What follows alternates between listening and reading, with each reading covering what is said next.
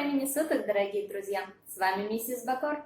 Давненько на моем канале не было видео по Adobe Illustrator, и я уже успела даже по нему соскучиться. И сегодня я покажу, как можно использовать встроенные 3D-эффекты иллюстратора для вашего текста.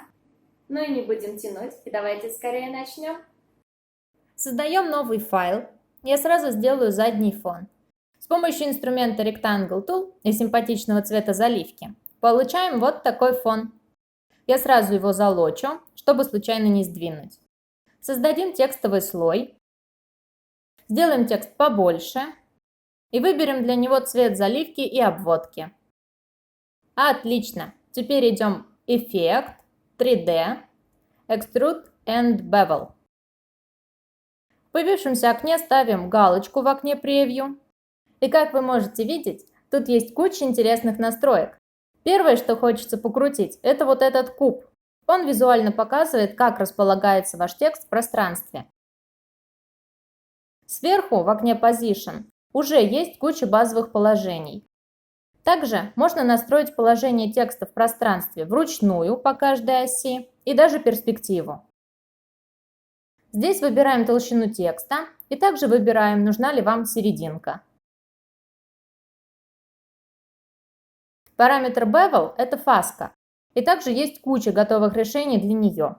Можно настроить толщину и куда именно она будет направлена – внутрь или наружу. И здесь можно настроить отображение. С помощью кнопки Map Art можно наложить сверху текстуру, ее мы рассмотрим позже. А сейчас нажимаем More Options – дополнительные опции. Здесь вы можете настроить источник света, поместить его за текст или добавить еще один источник освещения. Эти настройки максимально понятные, их можно изучить самостоятельно. Окей, выставляю нужное мне положение, поправляю свет и нажимаю ОК. Дальше все просто. Мне нужно, чтобы каждая буква располагалась отдельно. Поэтому я удаляю лишнее, копирую, меняю буквы и задаю для каждой свое положение в пространстве. Тут каждый может сделать на свой вкус. Поправляю свет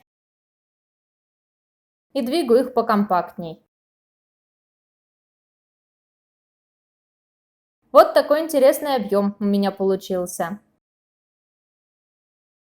Рассмотрим второй эффект. Создадим текст, выберем заливку и обводку. Супер! Теперь скопируем несколько раз этот текст, расположим справа и слева. На копиях уберем заливку. И теперь нам нужно сделать из всего этого новый символ. Выделяем все, открываем панель символов и просто перетаскиваем текст в панель.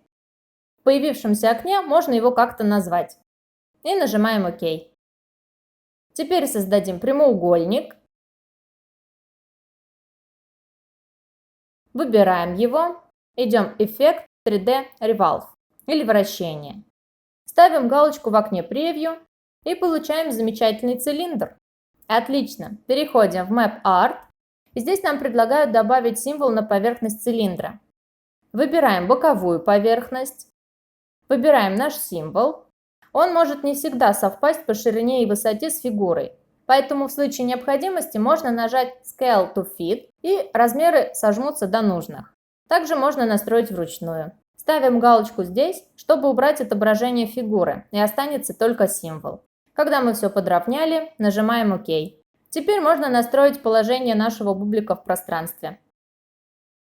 И готово! Итак, переходим к третьему эффекту. Набираем текст. Выделяем его и идем Эффект 3D Rotate.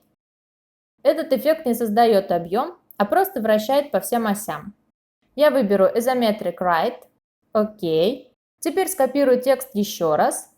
Выбираю его, зажимаю клавишу Ctrl и тяну в сторону. Меняю заливку на обводку. Перехожу в эффекты и меняю положение.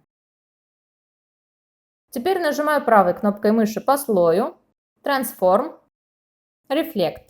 Выбираю горизонтальное и нажимаю ОК. Чуть подправим положение. Супер! Группируем оба слоя, Ctrl-G, копируем и располагаем чуть ниже. Готово! Таким образом мы рассмотрели все 3 эффекта 3D в Adobe Illustrator и несколько интересных идей с ними.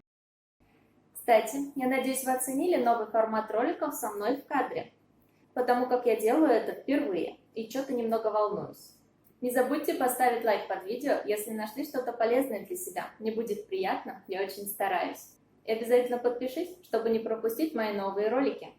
И как обычно, если остались вопросы или есть предложения по новым роликам, обязательно напиши в комментариях. Я все читаю, всем стараюсь ответить.